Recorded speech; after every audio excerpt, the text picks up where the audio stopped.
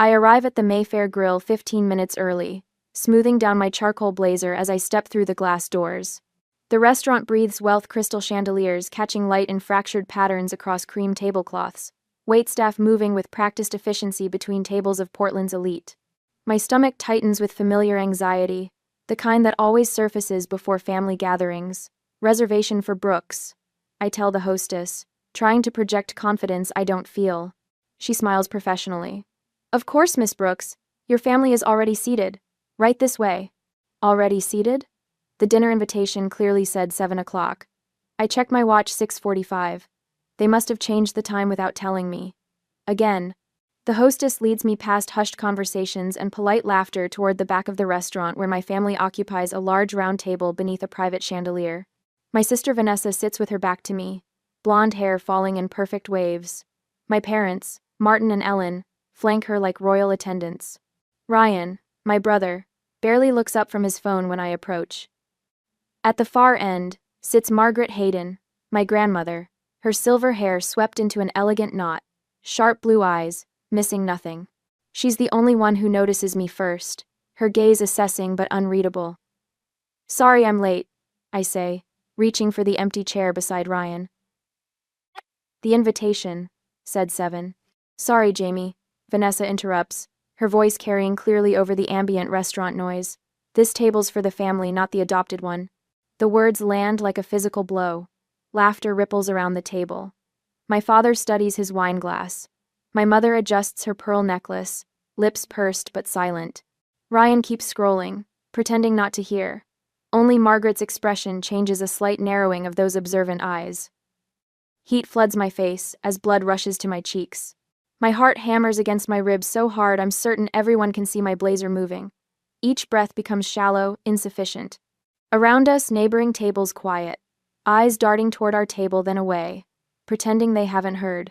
I don't understand, I say, my voice barely audible even to myself. You all invited me here to celebrate Vanessa's business launch. Vanessa twirls her fork between manicured fingers. Did we? Must have been a courtesy invitation. You know, like when people say, we should get coffee sometime but never actually mean it. I can't process what's happening. After years of smaller slights, Christmas gifts that disappeared before New Year's, forgotten birthday dinners, last-minute vacation plan changes, this public humiliation feels calculated, deliberate. A memory surfaces. 7-year-old me, watching Vanessa unwrap her third Christmas present while I still held my only gift, a second-hand sketchpad.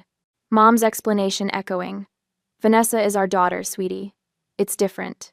I was invited here, I say, fighting to keep my voice steady. By all of you. A war rages inside me. Walk away now, preserve what's left of my dignity. Or stay, prove I belong despite their cruelty.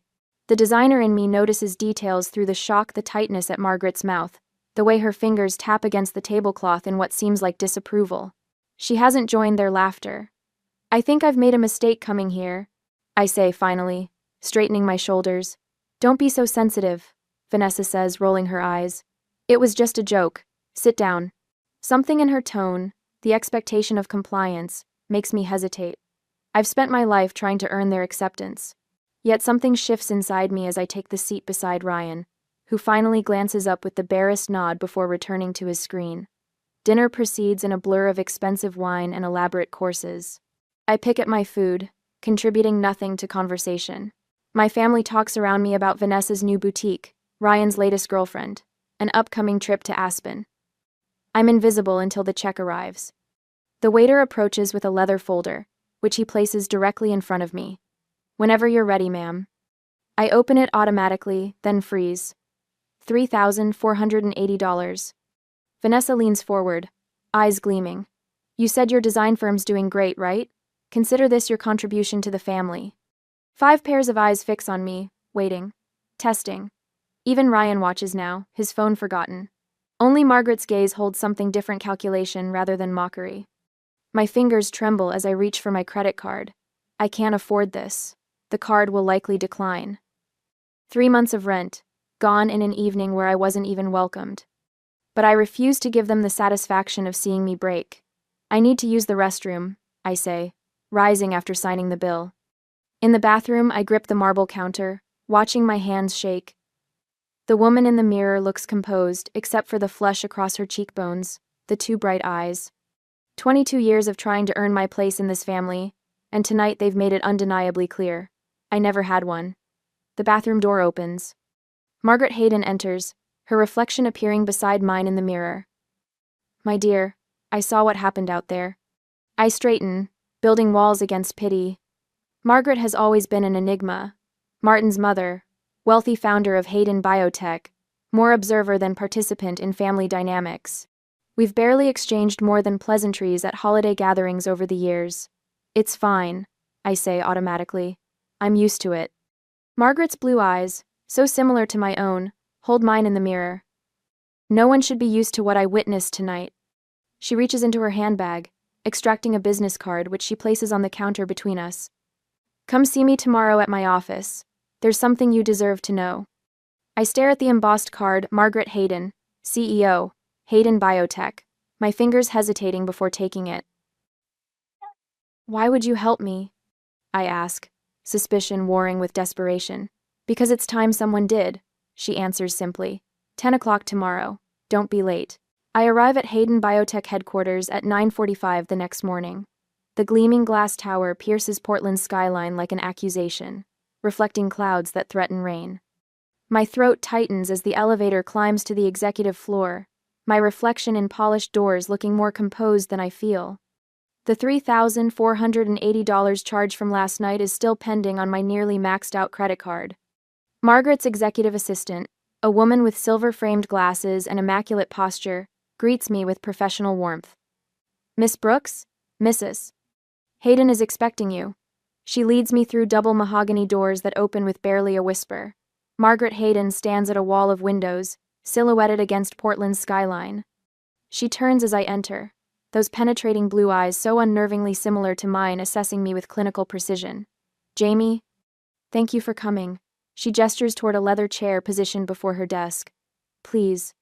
I sit, back straight, hands folded in my lap. Years of navigating the Brooks family have taught me to armor myself with composure. Your card said 10 o'clock. I prefer being early. But a trait your biological parents shared. Margaret settles into her chair, leaning forward slightly. Especially your father.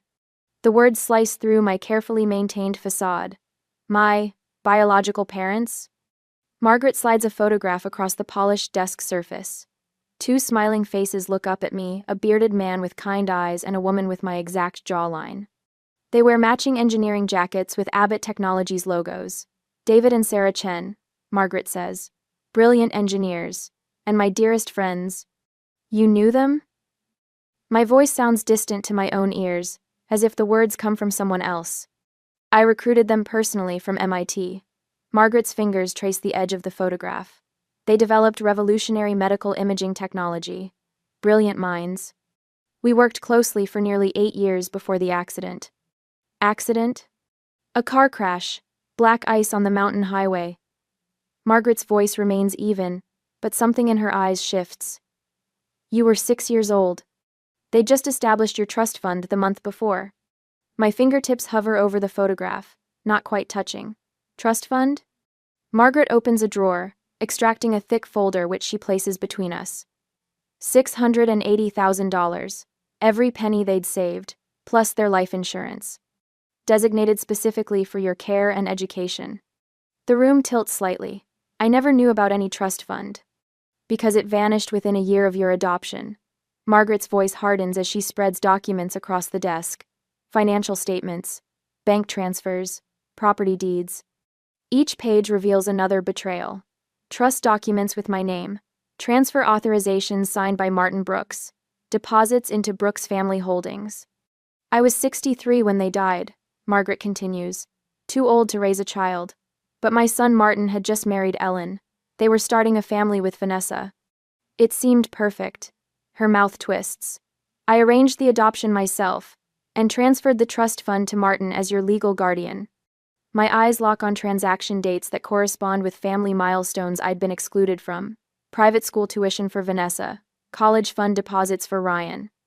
A Bahamas vacation property purchased 3 months after my adoption.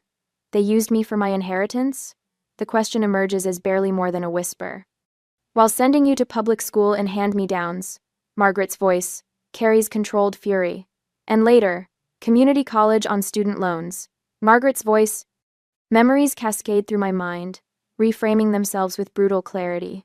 The summer Ryan got a new car for his 16th birthday while I took the bus to my after-school job. Christmas mornings when Vanessa unwrapped designer clothes while I received discount store basics. College applications where Martin dismissed my dreams of attending art school as impractical, while paying full tuition for Ryan's business degree. Not just neglect, calculated theft. I force myself to breathe, to process. Why are you showing me this now, after all these years? Margaret leans back in her chair, studying me. Because lately, they've been trying to push me out of my own company. What do you mean? Martin has been working the board behind my back. Her fingers tap against the armrest.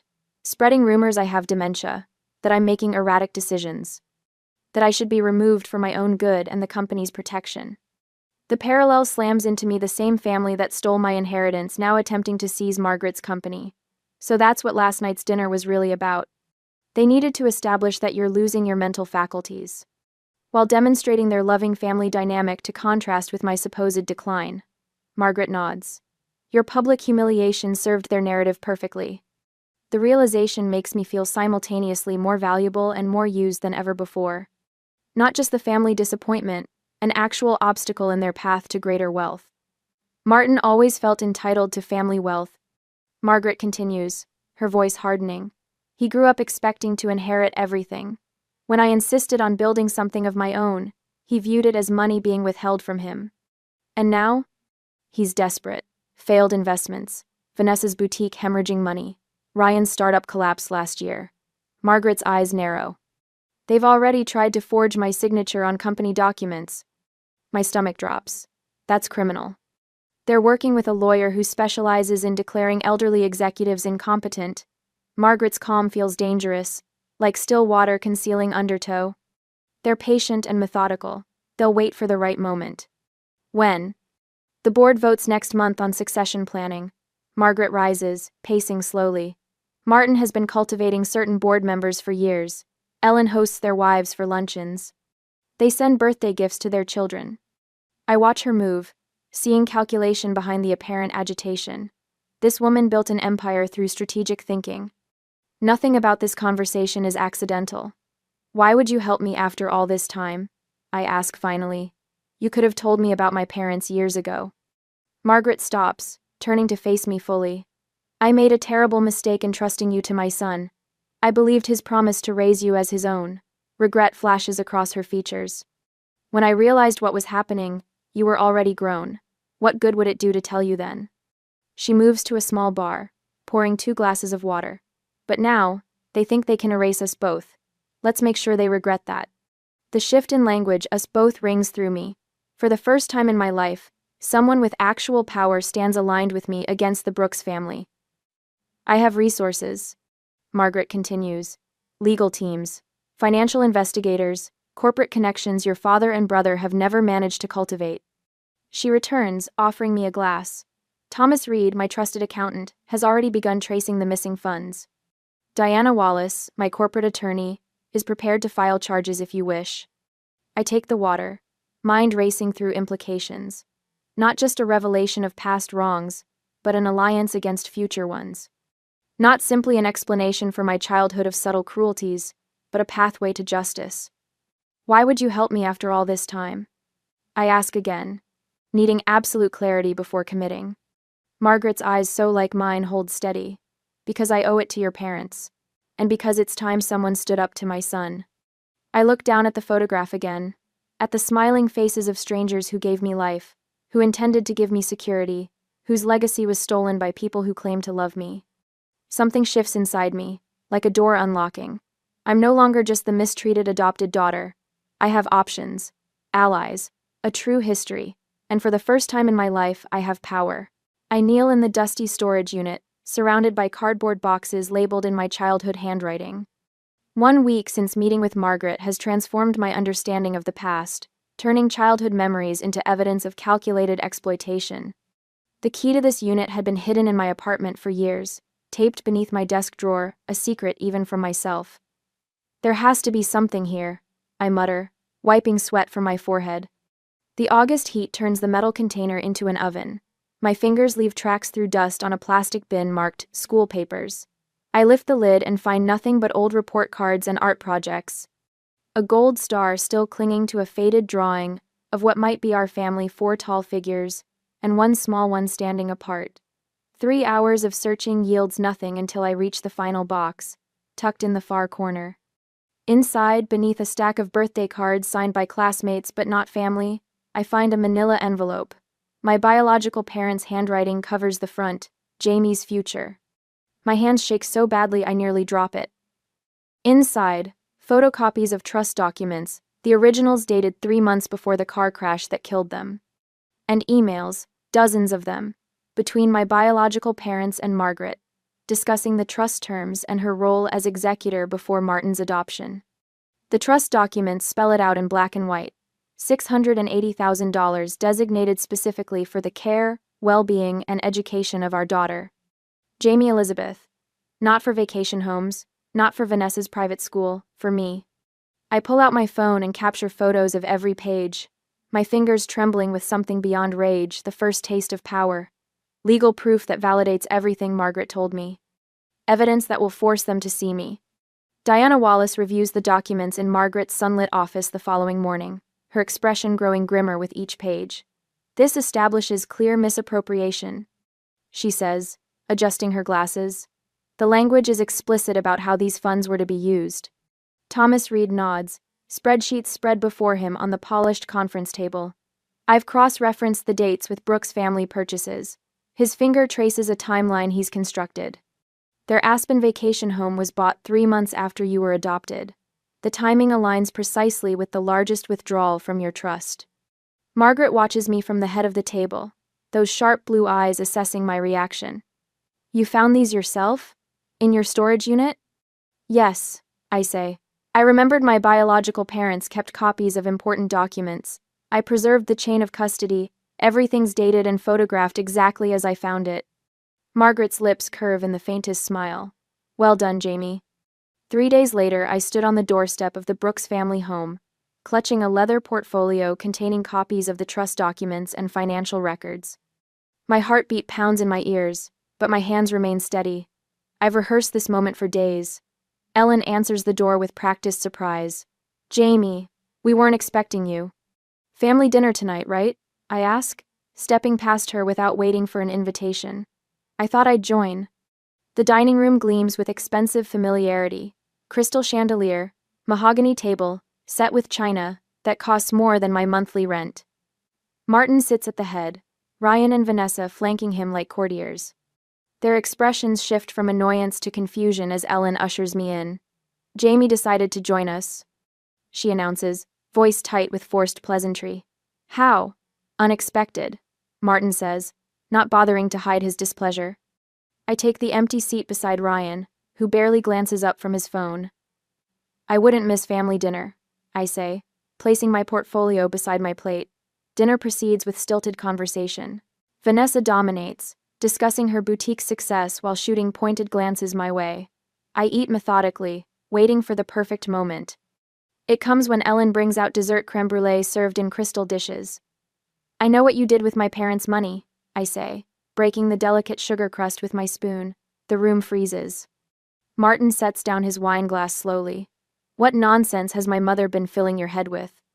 I open the portfolio and remove the trust documents, sliding them across the table. I have the original trust documents, and the transfers to Brooks Family Holdings.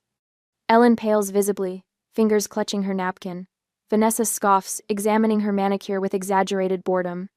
But Ryan, for once, looks up from his phone, suddenly interested. These could be fake. Martin says, not touching the papers. They're not, I reply. The bank has confirmed their authenticity. Vanessa reaches for the documents, flipping through them with growing disdain. So what? You've always cost more than you were worth. The words should sting, but instead they confirm everything I've come to understand. I take a slow sip of water, savoring the shift in power. Margaret knows everything, I say calmly, and she's helping me take back what's mine. Martin's face darkens. My mother is not well. No one will believe either of you. We'll see who they believe, I reply, gathering my evidence and standing. The board meeting should be interesting. I walk out without looking back, their silence more satisfying than any response could be. The following morning, Margaret convenes a meeting with loyal board members in the Hayden Biotech conference room. Sunlight streams through floor-to-ceiling windows, illuminating the Portland skyline beyond. I stand beside her, wearing a charcoal suit that matches her own, our similar blue eyes scanning the room. Thank you all for coming, Margaret says. Jamie has something important to share. I present the evidence, methodically trust documents, financial transfers, the pattern of misappropriation spanning 2 decades. The board members listen with growing concern, particularly Elizabeth Wilson, who served alongside Margaret since the company's founding. I've questioned Martin's financial decisions for years, Elizabeth says when I finish, particularly the property acquisitions that seemed unnecessary for company operations. Thomas Reed distributes his forensic accounting report, pointing to highlighted sections. This pattern of financial impropriety extends beyond the trust fund. Martin has been using similar tactics with company resources. For the first time, I feel myself standing not as an outsider seeking validation, but as someone with allies, powerful ones. The corporate battlefield offers clarity that family dinners never could. Margaret steps forward. Jamie has more business acumen than Martin ever did. She found these documents independently and preserved their integrity like a seasoned investigator. The validation washes over me not as empty praise, but as recognition of capabilities I've developed despite, or perhaps because of, their cruelty.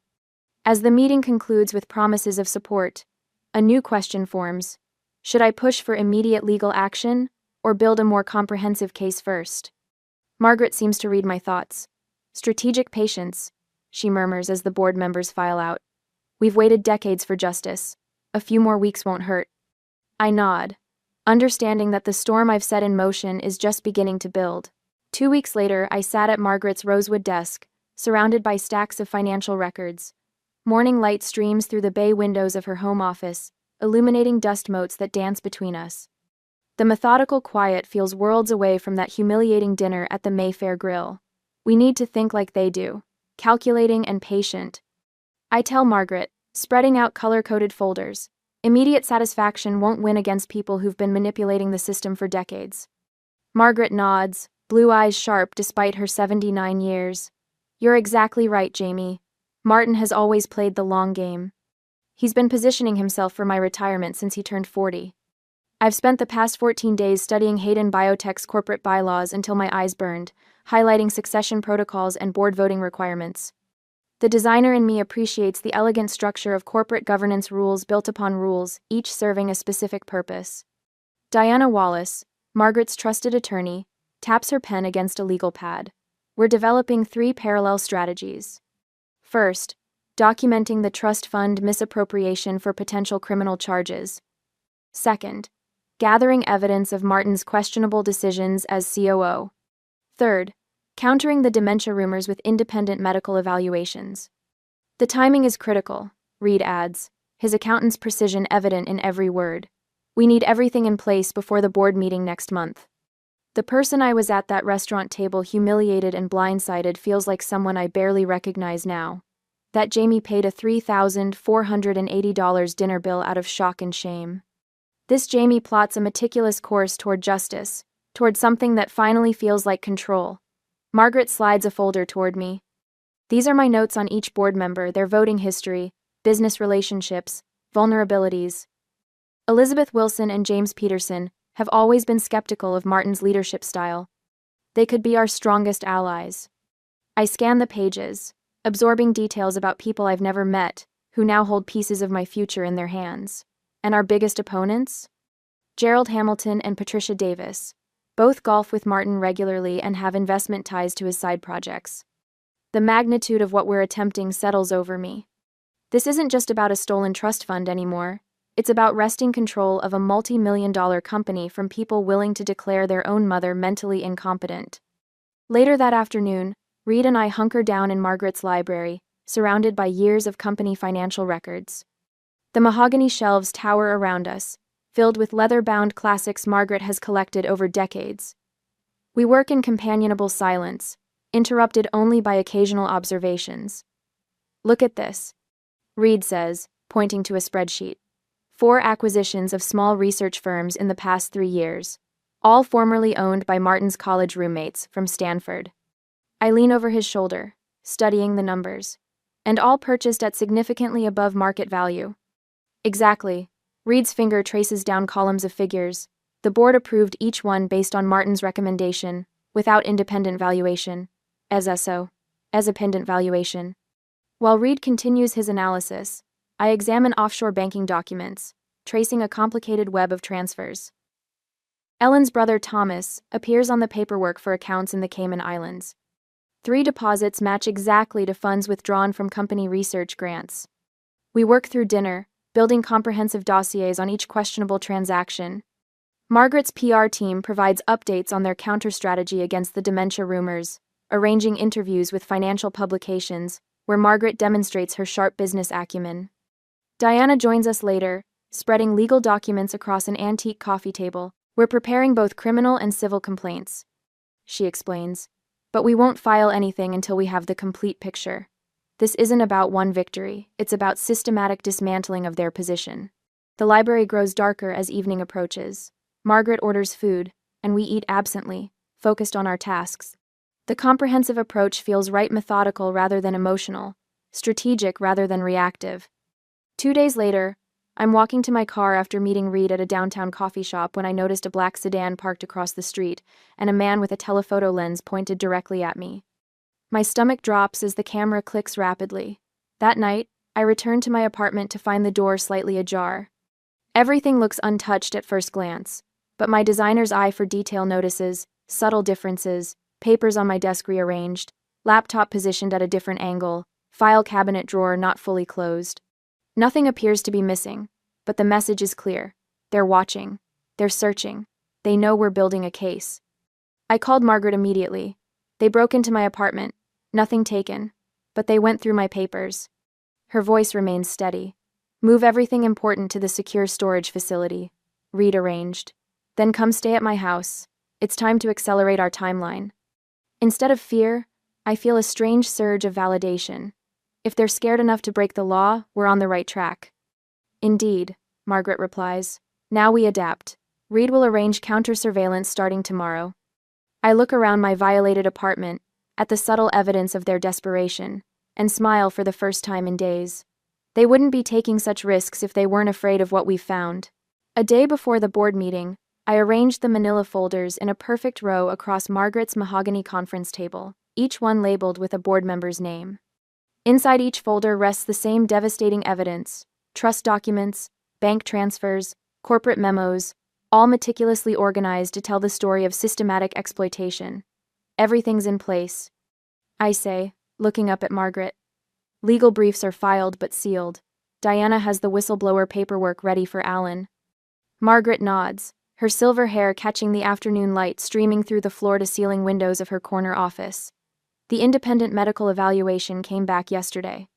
Perfect cognitive scores across all assessments. Reed enters, his normally composed demeanor showing rare excitement. I've secured protection for Alan Thompson.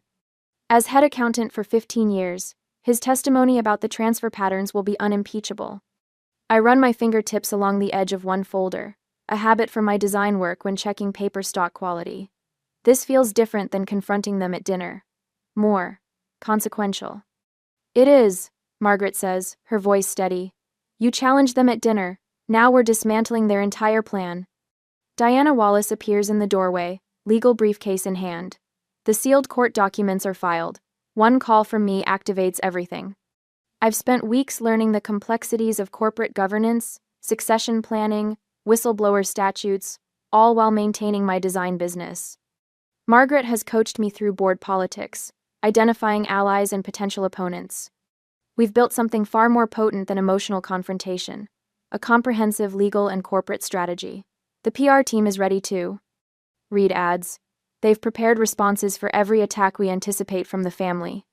I study the spreadsheet on my tablet, a detailed timeline of evidence collection and strategic positioning.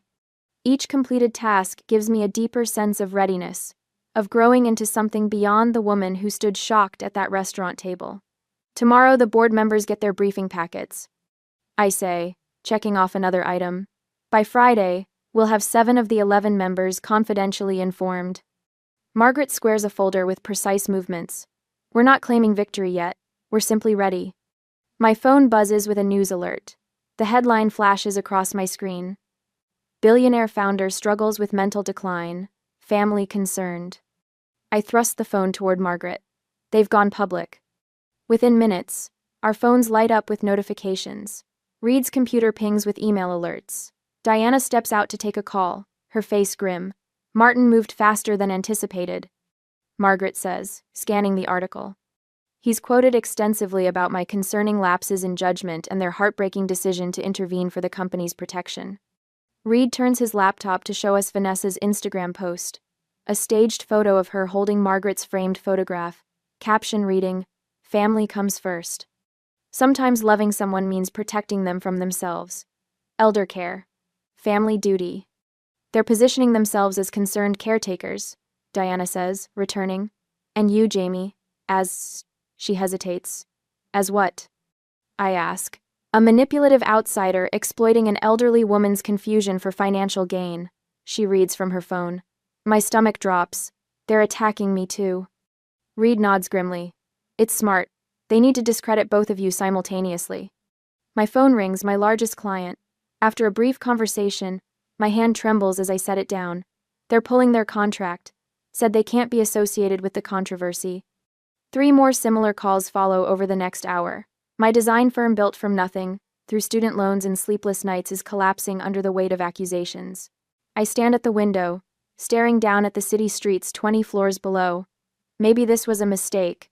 I'm losing everything I've built. For what? Justice against people who've never cared about me? Margaret joins me at the window, her reflection appearing beside mine in the glass. You've spent your life surviving their cruelty. Now you're going to fight, and I'll fight beside you. Something in her voice, the unwavering certainty, steadies me. I turn from the window. You're right. We adjust the strategy to include public relations. We fight back. The next morning, I arrived at Margaret's office before dawn. Diana and Reed join us an hour later, carrying fresh evidence and updated legal filings. All evidence is secured off-site. Reed confirms. Martin can't access or tamper with anything. The financial case is airtight, he adds, closing his leather portfolio with finality. Diana nods in agreement. The legal team is standing by. Everything is in place. Margaret rises from her chair, standing straighter than I've seen in weeks. We have everything we need now. I check my watch, 7:30 a.m. The emergency board meeting is at 9. That gives us 90 minutes for final preparations. Reed's phone buzzes. He reads the message, face darkening. Intel from board member Wilson. Martin is bringing Dr. Peterson to the meeting, a neurologist specializing in geriatric cognitive assessment. They're planning to have me declared incompetent on the spot, Margaret says, voice steady despite the threat. I gather my presentation materials, sliding them into my leather portfolio. My hand no longer trembles. Tomorrow we end this, all of it. The path before us is clear. No more enduring humiliation at dinner tables. No more watching these people take what isn't theirs. Today we stand our ground. Today we fought back. Ready for battle? Margaret asks in the doorway. Despite the strain of recent weeks, she stands tall, silver hair swept into an elegant knot, her blue eyes so much like my own, sharp and clear. As ready as I'll ever be. She squeezes my hand. Remember what we discussed. Martin will come in confident, thinking he's won before the first word. That's his weakness. Board members filter in, filling the long table with quiet conversation and curious glances. At precisely 9 o'clock, the doors swing open. Martin strides in with a stranger, a balding man in his 50s carrying a leather portfolio. Good morning, Martin announces, voice pitched to carry authority. Before we begin today's agenda, I've asked Dr. James Peterson to join us. My stomach knots. This wasn't part of our intelligence. Margaret's hand tightens almost imperceptibly on the armrest of her chair. Dr. Peterson is a leading neurologist, specializing in cognitive decline in older adults. Martin continues, placing a hand on the doctor's shoulder. He's here at my request, as a concerned son. Ellen slips in behind them, distributing blue folders to each board member. A letter from our family, she murmurs, not meeting anyone's eyes. We've been hesitant to bring this forward, but recent events have forced our hand. I watch 12 pairs of hands open identical folders. The board chairman, William Blackwell, frowns as he scans the contents. "What's this about, Martin?" he asks. A difficult but necessary conversation. Martin moves to the head of the table, directly opposite Margaret. "Mother, we've noticed changes in your behavior over the past year. Memory lapses, confusion about simple matters, difficulty tracking conversations." Margaret's expression remains neutral, but I catch the flash of anger in her eyes. "Quite frankly," Martin continues, "we're concerned about your ability to continue leading this company." The door opens again. Vanessa enters, eyes red-rimmed, clutching a tissue. She takes a seat beside her father, her performance of the grieving granddaughter already in full swing. "It breaks my heart seeing grandmother struggle," she says, voice quavering perfectly. "Last week, she couldn't remember my birthday. The week before, she got lost driving to the house she's lived in for 40 years. Lies. All lies." I grip my pen so tightly it threatens to snap. Ryan follows, laptop in hand. "Board members, I've compiled some video evidence you should see before making any decisions today." The lights dim. On the projection screen, carefully edited clips show Margaret looking confused at various company functions. A moment where she pauses before answering a question. Another where she searches for a name. All normal human moments, stripped of context and stitched together to create the illusion of decline. Dr. Peterson has reviewed these recordings, Martin says when the lights come back up, along with our family's observations. The neurologist clears his throat. "Without a full examination, I can only offer preliminary observations. However, these videos display several concerning indicators consistent with early-stage cognitive impairment." I steal a glance at the board. Several members exchange worried looks. Elizabeth Wilson, Margaret's longtime ally, studies her folded hands. I can almost see the momentum shifting away from us. "I move that we hold an immediate vote of no confidence," Martin announces. "For the protection of this company and my mother's legacy, we need to act now, before any lasting damage is done." Chairman Blackwell looks troubled. "This is quite sudden, Martin. Perhaps we should—" "With respect, William, the evidence is clear. My mother needs help, not more responsibility. We can vote today, or wait until a public mistake forces our hand. I know which I prefer." The room grows heavy with tension. This is happening too fast. I catch Margaret's eye and she gives me the slightest nod. I rise to my feet. "Mr. Chairman, before this vote takes place, I'd like to address the board." Martin's face tightens. "This is a board matter, Jamie. You have no standing here." "Actually, she does," Margaret says calmly, "as my invited guest and a stakeholder in Hayden Biotech's future." Chairman Blackwell nods. "We'll hear from Miss Brooks." I move to the front of the room, my heart thundering against my ribs. "Everything we've prepared for comes down to this moment.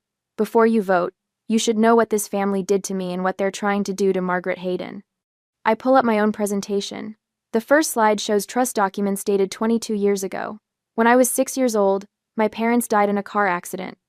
They left behind a trust fund of $680,000 for my care and education.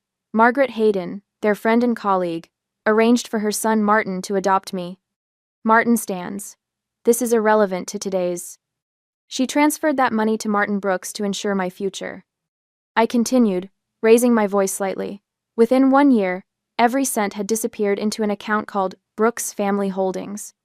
Murmurs ripple through the room. The door opens and Thomas Reed enters, carrying a thick folder. "This is Thomas Reed, former senior accountant for Hayden Biotech," I say. "Mr. Reed has prepared a forensic analysis of both my trust fund theft and, more relevantly, Martin Brooks' financial decisions as COO.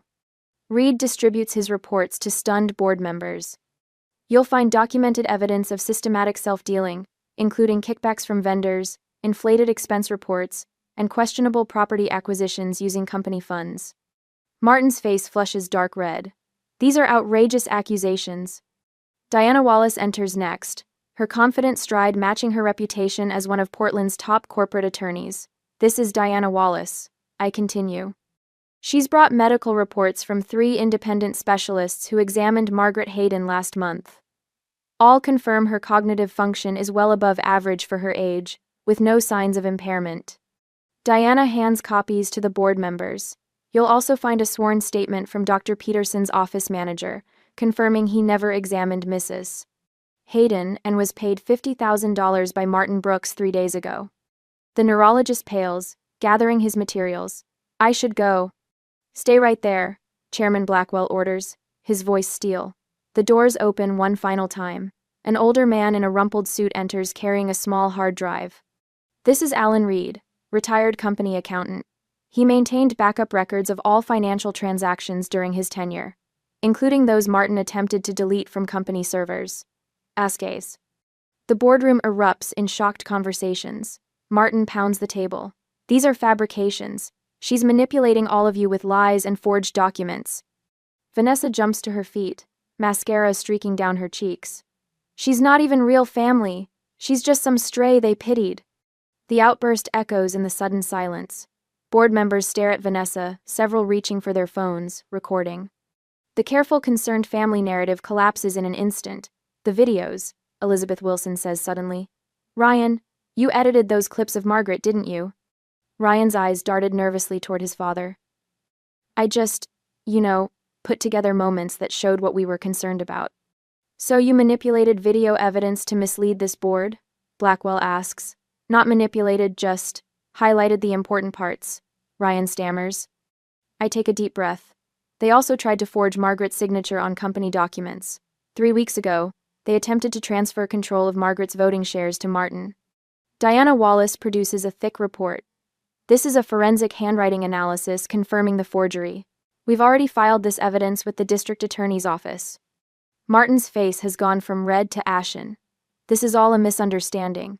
We were only trying to protect. Enough. Chairman Blackwell's voice cuts through the chaos. This meeting is adjourned. No votes will be taken today. He turns to the company counsel, sitting at the far end of the table. Judge Morrison, given the serious nature of these allegations, I believe we need a formal investigation before proceeding further. The judge nods gravely. I concur, and I suggest we secure all company records immediately. As security escorts Martin, Ellen, Vanessa, and Ryan from the boardroom, Margaret catches my eye. For the first time in weeks, she smiles a smile of fierce, vindicating pride. The battle isn't over, but the tide has turned irrevocably in our favor. I stand at the polished podium, facing the semicircle of board members seated behind the mahogany conference table. 1 month has passed since Ryan's accidental confession about the edited videos, 1 month of final preparations for this formal hearing. The boardroom of Hayden Biotech stretches before me, floor-to-ceiling windows framing Portland's skyline. Every seat is filled board members, legal counsel, witnesses. Margaret sits to my right, ramrod straight despite her 79 years, those sharp blue eyes fixed on her son. Martin slouches in his chair across the room, designer suit failing to mask his unease. Ellen perches beside him, fingers constantly adjusting her pearl necklace. Vanessa glares openly, arms crossed over her chest. Ryan stares at the floor, already defeated. Judge Morrison, attending as company counsel, calls the hearing to order. This board has convened to address serious allegations against current COO Martin Brooks and to determine appropriate actions regarding company leadership. I take a slow breath, centering myself. The moment I've prepared for has arrived. Miss Brooks, please present your evidence, Judge Morrison says, nodding toward me. The projector illuminates behind me as I begin. My voice emerges stronger than I expected. Board members, what I'm about to share reveals a pattern of deception spanning decades. I click to the first slide, my parents' original trust documents. When I was 6 years old, my biological parents died in a car accident. They left behind a trust fund of $680,000 for my care and education. Martin shifts in his seat. This has nothing to do with company business.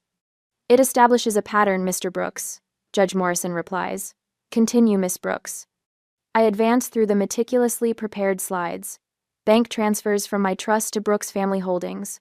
Property deeds for vacation homes purchased months after my adoption. Tuition payments for Vanessa's private school, Ryan's college. They stole from an orphaned child. I say, my voice steady despite the emotion building in my chest. Then they tried to steal from an elderly woman. Thomas Reed rises next, presenting his complete financial analysis. My forensic examination reveals a consistent pattern of self-dealing by Martin Brooks throughout his tenure as COO. His laser pointer highlights suspicious transactions, offshore accounts, questionable acquisitions benefiting Martin's college friends. Board members lean forward, expressions shifting from skepticism to concern to outright horror. The chairman, James Wilson, removes his glasses twice to clean them, as if clearing his vision might somehow change what he's seeing. Diana Wallace follows with documentation of attempted forgeries. We have sworn statements from 3 employees confirming they witnessed Martin Brooks attempting to replicate Margaret Hayden's signature on company documents. These are fabrications, Martin stands, face flushed. My mother has been manipulated by this opportunist who's never been a real family. Margaret rises slowly, commanding attention without raising her voice. Real family, Martin? Was it real family when you emptied a dead couple's trust fund meant for their orphaned daughter? Her voice carries decades of disappointment. Was it real family when you sent Jamie to community college on loans while paying for Vanessa's apartment in Paris? The boardroom falls silent. Margaret continues, each word precise and devastating. My son has spent his life believing he deserves whatever he wants simply because it exists. He believed he deserved Jamie's trust fund. He believes he deserves my company. The evidence before you shows exactly what that sense of entitlement has cost this company and this family. Martin's attorney attempts damage control, presenting medical opinions questioning Margaret's competence, but these wither under comparison with the 3 independent assessments Diana arranged. His financial explanations collapse when confronted with Reed's forensic documentation. The family's unified front crumbles as pressure mounts. Ellen claims ignorance of financial details. Ryan mumbles apologies, eyes never leaving the floor. Only Vanessa maintains her defiance, finally exploding from her chair. She manipulated all of you. Her finger jabs toward me, voice rising to a near shriek. She's always been jealous of our family, always wanted what was ours. The outburst hangs in the air, damning in its naked hostility. What exactly was yours, Vanessa? I ask quietly. My parents' money? Your grandmother's company? Or just the satisfaction of making me feel unwelcome for 22 years? Chairman Wilson clears his throat. I believe we've heard sufficient testimony. The board will adjourn to deliberate. 40 minutes later, they return. The chairman's expression reveals the decision before he speaks. This board votes unanimously to remove Martin Brooks as Chief Operating Officer of Hayden Biotech, effective immediately. His gaze sweeps the room. Furthermore, Martin Brooks, Ellen Brooks, Vanessa Brooks, and Ryan Brooks are permanently banned from company premises. Martin half rises. You can't. The evidence speaks for itself, Mr. Brooks. Wilson cuts him off. This company deserves better leadership. Judge Morrison stands. Based on evidence presented today, I am referring this matter to the district attorney for consideration of criminal charges including forgery, financial fraud, and misappropriation of trust funds. The transformation is immediate and absolute. Martin collapses back into his chair, the color draining from his face. Ellen's hand flies to her throat. Vanessa's defiance crumbles into disbelief. The power that once allowed them to humiliate me at dinner, to saddle me with a $3,480 bill for their amusement, evaporates like morning dew. Margaret rises, back straight, voice clear. As founder and majority shareholder of Hayden Biotech, I formally announce my chosen successor for company leadership. She turns to me, extending her hand. Jamie Brooks has demonstrated not only the business acumen this company requires, but the integrity it deserves. The board members nod in approval. People who once might have dismissed me just as my family did, now look at me with respect, bordering on admiration. Security will escort the Brooks family from the building, Chairman Wilson announces. I watch as 2 uniformed guards approach my former family. Martin attempts one final protest but falls silent under the weight of public humiliation. They walk out Martin, Ellen, Vanessa, Ryan, a procession of defeat. Judge Morrison approaches after they've gone. The court will order restitution of the $2.1 million that should have accrued from your trust fund, with interest. He shakes his head. Financial fraud of this magnitude carries significant penalties. The following hour passes in a blur of congratulations and planning. The board unanimously approves filing a civil lawsuit against the Brooks family. Margaret's legal team begins the process of recovering stolen assets. My transformation feels complete, from humiliated adoptee forced to pay for family dinners to respected executive with a voice that matters. Near the end of the meeting, Margaret pulls me aside, her hand surprisingly strong on my arm. Your parents would be so proud of you today. she says, her blue eyes so like mine, bright with emotion. Not because you won, but because of how you won. With intelligence, with dignity. I search her face, finding no trace of the pity I once dreaded. I couldn't have done this without you. No, she agrees with a small smile, but you did it for both of us. My family forgot the difference between inheritance and integrity. You never did. As we leave the boardroom together, I realize something profound has shifted inside me. For years, I measured my worth by their acceptance, collecting their slights like painful treasures. Now, watching Margaret walk beside me chosen family rather than forced, I understand that belonging isn't something you earn through submission. It's something you build through shared values. The elevator doors close on the boardroom behind us, sealing away 2 decades of longing for a family that never truly existed. Ahead lies something better, a future built on truth rather than pretense, on earned respect rather than demanded loyalty. Ready? Margaret asks, as the elevator begins its descent. I nod, feeling lighter than I have in years. More than ready. I stand at the edge of Lake Oswego, morning light splintering across the water. 3 months have passed since Margaret slipped away in her sleep, her hand in mine, a peaceful end to a remarkable life. The reading of her will surprised no one but shocked everyone. She left everything to me, the company, the fortune, this lakeside mansion with its sweeping views and echoing hallways. Miss Brooks? Thomas Reed approaches, documents tucked under his arm. The contractors need final approval on the renovations. I nod, turning from the water. Let's make it official. Inside, workers transform what was once Margaret's private study into the administrative heart of the Hayden Foundation for Abused and Neglected Children. Where Martin once plotted company takeovers, social workers will soon coordinate foster family support. Where Vanessa demanded more than her share, children who never had enough will find resources and hope. The dedication ceremony is scheduled for next month. Diana Wallace says, joining us in what was once the grand dining room. We've already received confirmation from the mayor and several state officials. I scan the renovation plans while my phone buzzes with another news alert. Martin's sentencing was last week, 3 years in federal prison for financial fraud, his designer suits traded for prison denim. Ellen sold their Aspen vacation home at a loss, the Lake Oswego property seized by federal authorities. She lives in subsidized housing now, her social circle evaporating once the money dried up. Did you see this? Diana slides her tablet toward me.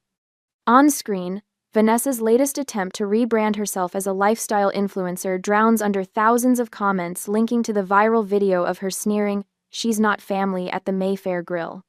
The internet never forgets. Ryan works at the Rusty Anchor now, a dive bar on the industrial side of Portland. I spotted him there last month when meeting a contractor, his once perfect hair limp, shoulders hunched as he cleared tables. He pretended not to see me. I pretended the same. The quarterly reports came in? Thomas says, changing subjects. Profits up 18% since the leadership transition. Employee satisfaction scores at record levels. I accept the folder with a smile. Let's review them after the foundation meeting. 1 year passes like water through fingers. The calendar in my office marks 12 months since Margaret's passing with a small silver star. I run my fingers over it, remembering the woman who changed everything. The Jamie who walked into the Mayfair Grill last year no longer exists. That woman doubted her every decision, hunched her shoulders against inevitable rejection, craved approval from people who never intended to give it. The woman who runs Hayden Biotech now walks with purpose through research labs and board meetings, mentoring young executives with the same steady hand Margaret once offered me. The Montreal team developed something remarkable, I tell the board, clicking through presentation slides with confidence that once would have been impossible. Their sustainable pharmaceutical packaging will reduce plastic waste by 70% while cutting production costs. The board members, several new faces I personally recruited, nod with approval. No one questions my authority. No one reminds me I don't belong. Your leadership style is transforming this company, Elizabeth Wilson tells me after the meeting. The toxic competition under Martin has been replaced with actual innovation. I smile. People accomplish more when they aren't afraid of being undermined. That evening, my assistant handed me a letter that arrived with no return address. I recognized Ryan's handwriting immediately. You won, Jamie. Guess you were the only real one among us. I place it in my desk drawer without responding. His validation no longer matters. Sunlight streams through floor-to-ceiling windows as I stand at the podium. Hundreds of faces turn toward me. The newly completed Hayden Children's Center gleams with promise, a modern building with warm touches that make it feel like home. I spent years begging for a family that never wanted me, I say, my voice clear through the microphone. Turns out, I didn't need their approval, just my own peace. Behind me, Margaret's portrait watches over the proceedings, sunlight catching the engraved plaque beneath it. Family is built through love, not obligation. The crowd includes former board members, employees, community leaders, people who witnessed my transformation from outsider to leader. Not present are the faces that once defined my understanding of family. When the ceremony concludes, I walk to the lake's edge. From my pocket, I withdrew a check for exactly $680,000, the amount stolen from my trust fund so many years ago. The company's attorneys recovered it with interest during the legal proceedings. I tear it into pieces, watching fragments catch the breeze. I used to dream they'd say sorry, I tell Diana, who stands quietly beside me. Now I just hope they find whatever emptiness made them cruel. We watch ripples spread across the water, circles widening until they disappear into the greater whole. Behind us, the Foundation's staff prepares for tomorrow's first intake of children, while across town, Hayden biotech researchers develop treatments that will help thousands. Margaret would be proud, Diana says. I nod, feeling the truth of it settle inside me, not as validation, but as peace. Justice served, legacy secured, family is redefined by integrity rather than blood. The ripples fade. I turn toward home,